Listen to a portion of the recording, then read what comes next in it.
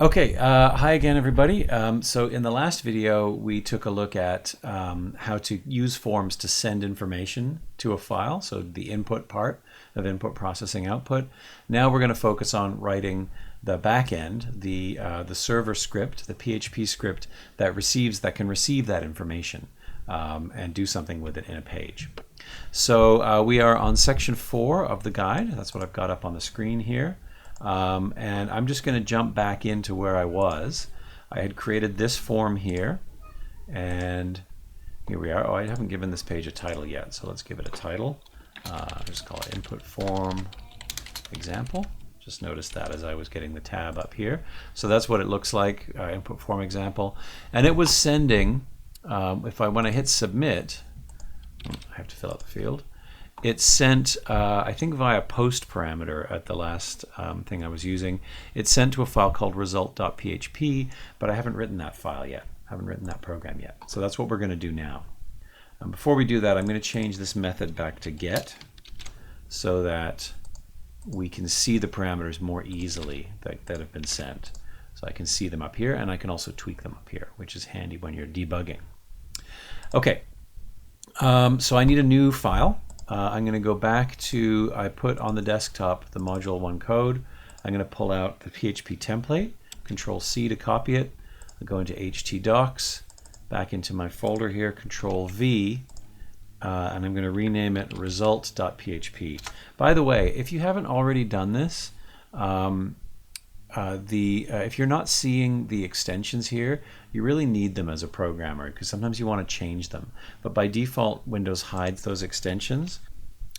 So yeah, to hide or show these extensions, if you're in Windows 10, up here you can open this ribbon and go to the View, and where is it? File name extensions. You should check off both of these, hidden items and file name extensions, to make sure it's showing them. Otherwise, you can't change it. You can only change. So when I go to create a new file, like a new text file, and then when I want to rename it HTML, I can't do it unless I can see the file name extensions. So you guys should have both of those things on. Alrighty, where were we? Oh yes, so result.php is just the template. So now what's going to happen is if I submit this form, it goes to the template. So I no longer see the error message. If I go into the network tab over here, I can see that it is, let me go back to 100%. Oh, I think I can see that it is successfully now loading result.php with a get request, returns a status of OK, and this is the data. But this file isn't doing anything with the data yet. So that's what I have to do next. I have to do something with the data that's been sent, in this case from the URL.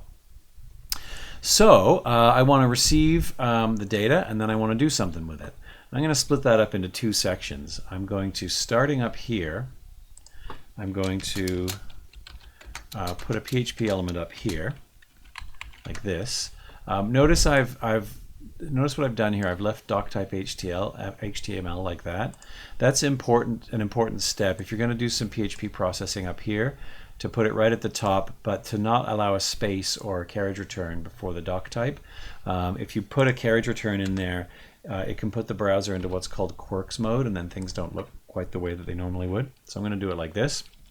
I am going to receive the user's name. So I'll call it username. So I need a variable for that. There are a number of ways to do this, and if you're looking online, you might see code that looks different from this. But we're doing a best practice thing here. We're using the built-in filter input functions. So this is really important. I want you to get your parameters in the way that I'm showing you right now, and not in a different way. So there are these functions called filter input, and they require 3 parameters. They're going to get and filter the user input for you. They're going to get a get or post. The first parameter is for get or post, and you have to use a predefined constant, input underscore get will get me a get parameter. The second is the name of the variable. So this should match the name of your form, and it may be case sensitive, so make sure that you get the case right. And then the third is the type of filter you want to put on this thing. So the username is just text. I'm going to use filter underscore sanitize special characters, like that. Okay, I'll talk about what these filters are. You should always specify a filter type over here, and the reason is to protect you. But we'll talk about that more in the security unit. And then user age equals filter input. It's also going to be a get parameter. It's called user age, and this one is going to be a validate integer. So if I use these filters, it stops me, anytime you're getting input from a user, you're opening yourself up to attacks or to errors. And we'll talk more about the attacks that can come in the security unit at the end. But you're also opening yourself up to errors. Perhaps the user didn't type a number. So you want to make sure that the number that they typed is a proper integer in this case. So the age is supposed to be an integer.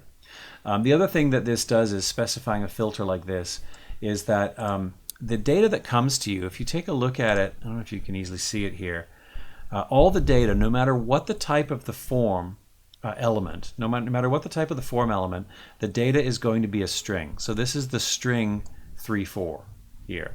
And there's no reason why I can't change this to something that's not a number. And now I'm entering that, especially with a get parameter. It's easy to tweak it. So the user doesn't necessarily have to go through your form, so you may not be guaranteed that it's numeric, what they've typed, but also even if they have, it's not of type integer, it's of type string. So this will convert it to an integer. So what I've done here is I have written code that should receive both of those parameters, and then I'm just going to echo them to the screen. So what I'll do here is I'll just put paragraph name, and I'm going to use a PHP expression tag here, just to put username like that, and then I'll do name and then age, $user age. Okay. So that'll just echo to the screen what the user sent. If I reload this now, it's telling me my name and my age. The age is blank. We'll explain that in a second. I'll look at errors in a second, but we'll say 23 there, like that. Okay. Yeah. Right. So that's how you receive and display the parameters. You could do some processing with them if you want to.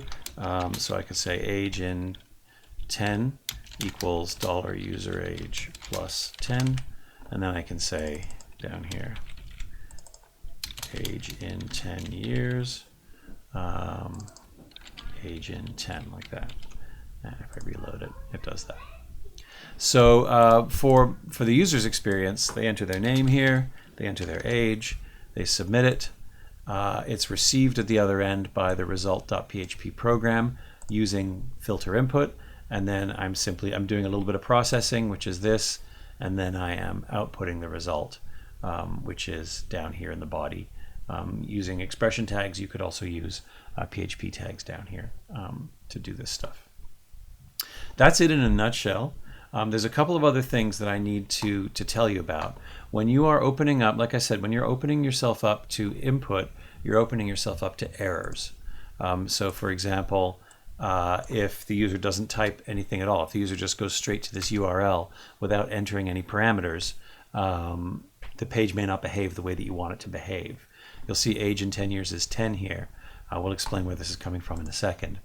But anytime you're getting, basically what it means is anytime you're getting info from the user, you need to check it.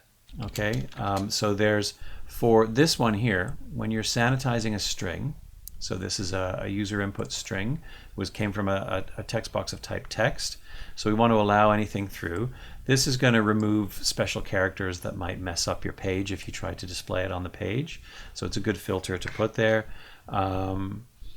And what I want to do now is I want to check the return type of filter input.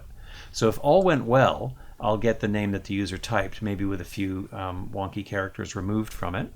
But if the user if the user somehow came here without going through the form, so there's no parameter up here, it's going to return null. So I can do something like this. If username equals null, and this should be, and this is something weird, but I'll explain it in a second. The triple equals, what I'll do is I'll set an error flag like that. So I'll start with my error flag equal to false. And if something's wrong with any of the parameters, I'll set it to true, and then I can change what I do down here. I also have to check this one. If user age equals null, meaning it wasn't sent, then I'll set the error to true as well. But there's another possibility as well, which is that, sorry, that should be an or. They might have sent a parameter, but it might not be a proper age parameter. It might be not a non-numeric parameter. So the other thing that can go wrong when you're validating for an email address or an integer or a float or something like that is that it's not the correct format. And if that happens, then you get false. And you do have to use the triple equals here. So triple equals means, double equals means that the two values are the same. Triple equals will only be true if the type and the value are the same. So that's important because of the weak typing, null and false are actually, if you put double equals, it'll come out true. Null basically translates to 0, false basically translates to 0.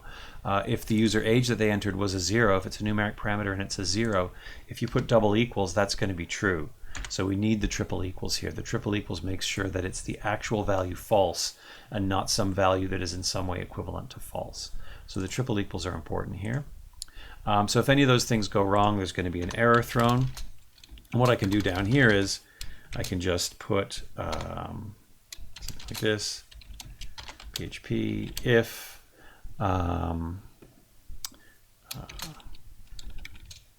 error, like that, equals true. Then maybe we can do echo error bad parameters, like that. Okay, so there's one possibility. I put an error message at the top, and I could even give it a class. Class equals, I'll use single quotes here, error, and then I can define up here in the header, I can define some style rules like this.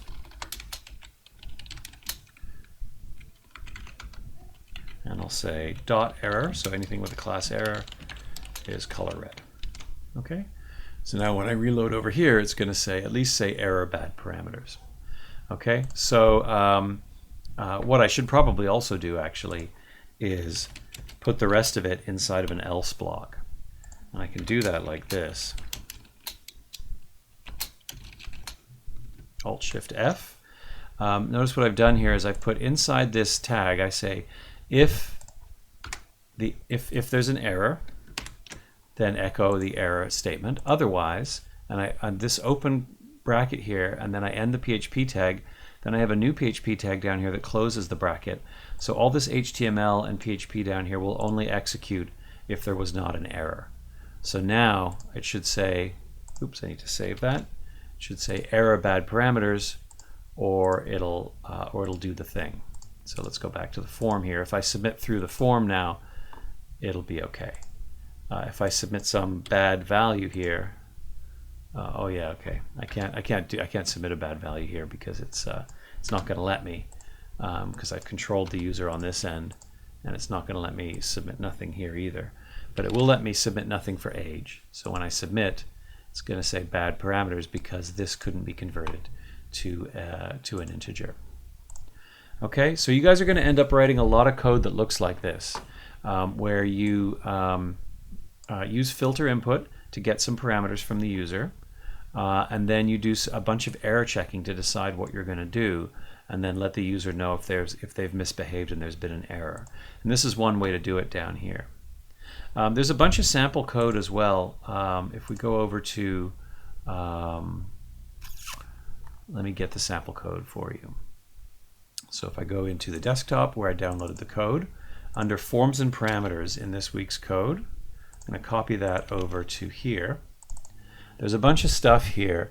So there's a hello form, let's look at the hello form example. So this is just a form that lets the user enter their age and let's do this. I don't know why that's all on one line. So they enter their name, their age, and their email address, and then it can direct to hello or hello2.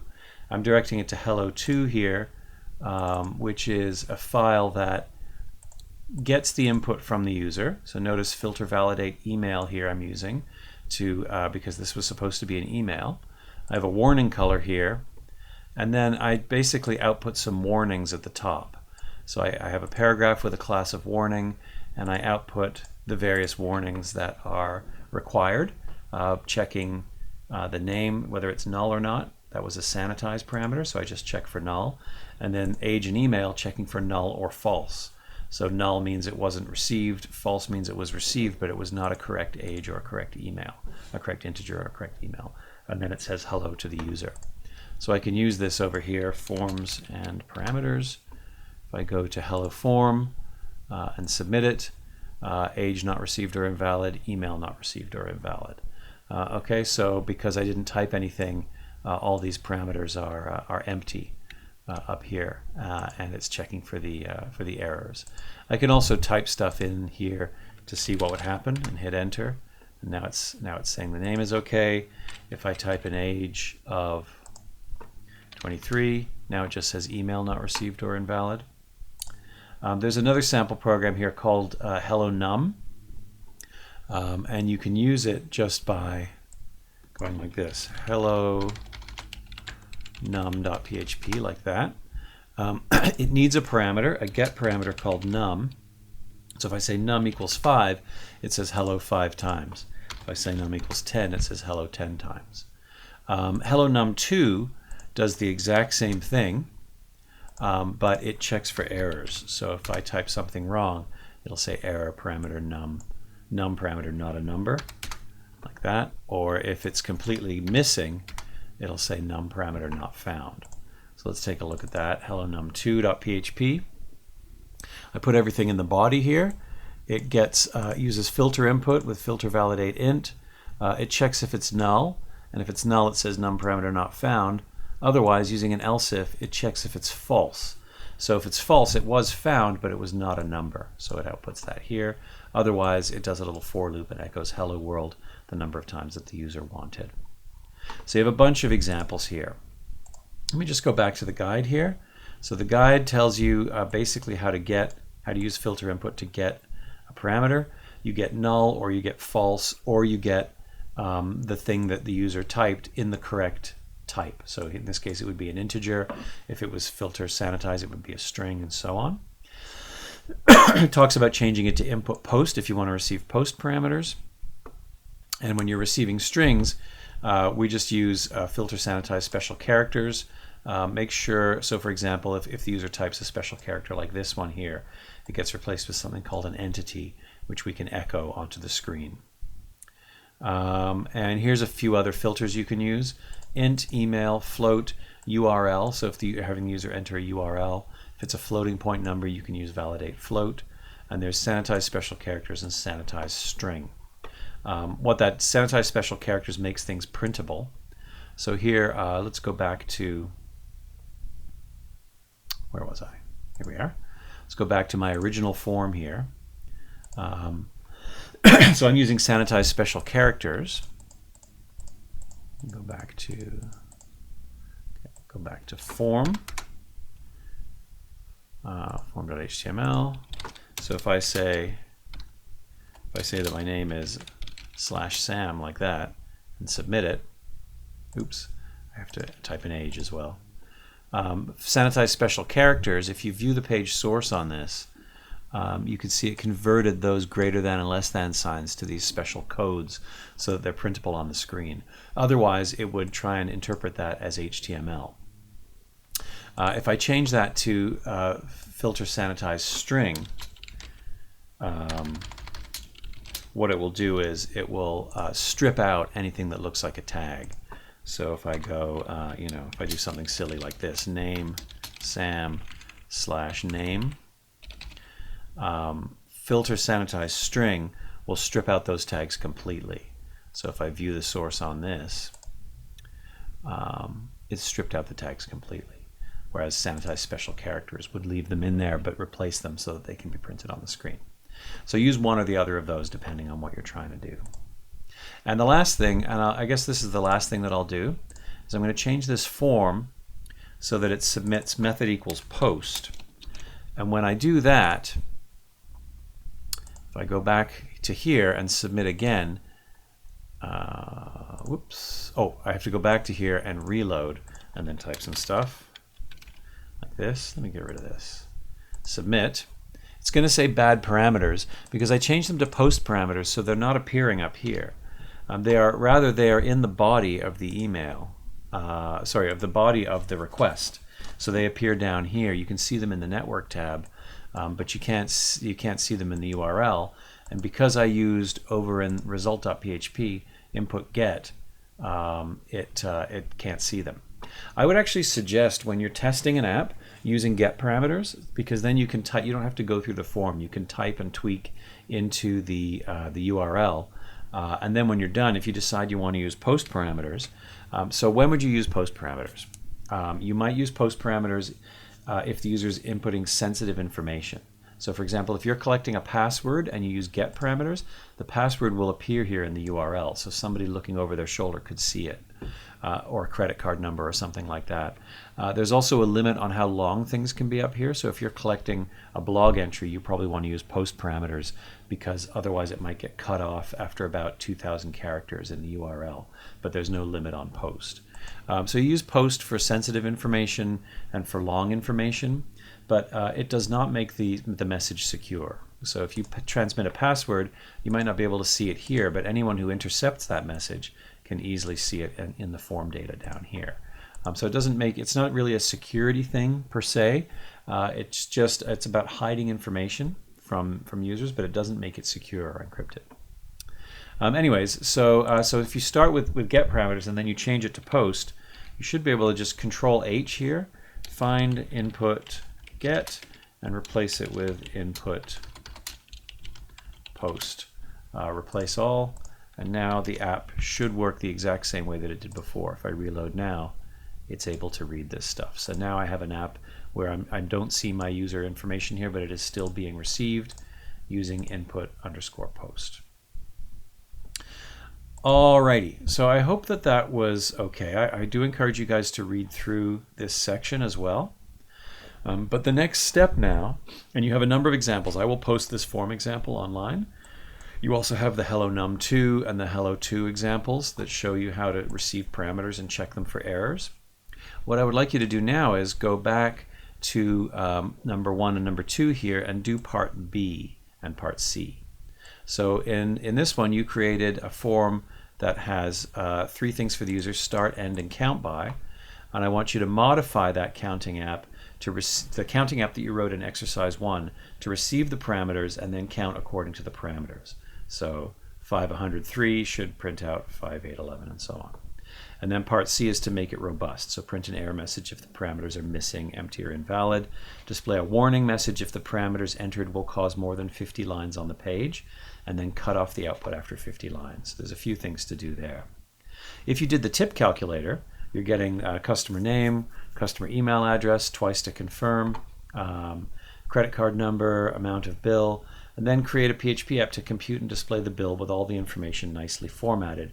Make sure to display the original amount, the tip amount, and the total.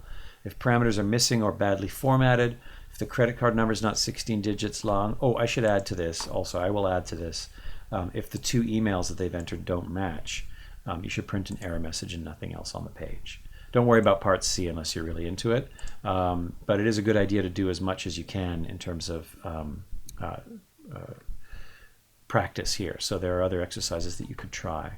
And if you want to see them in action, I believe if we go over here, oops, sorry.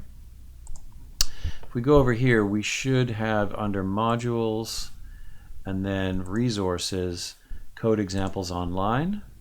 If you go there and then go, make that a bit smaller, PHP solutions, module 1, forms and parameters, here's the counting app. So start 10, end 1,000, count by tens, submit. Counts up to 1,000 by tens. It says warning, too much counting. I stopped after 50 lines, which is something I asked you to do. If I count by hundreds, I get 10, 110, and so on, and no warnings. These are just text boxes so that I can enter bad numbers. So if I enter something wrong like that, it's going to say bad parameters. Okay, so you can see the input and the output working here. I don't have the second one. I don't have the tip calculator example, but this is what the final version of the counting app should look like that. Okay, so that's it. We're going to look at some arrays next. We're going to look at how to use arrays in PHP, and then I'm going to give you your first assignment, which will be, you'll have 2 weeks to do. See you in the next video.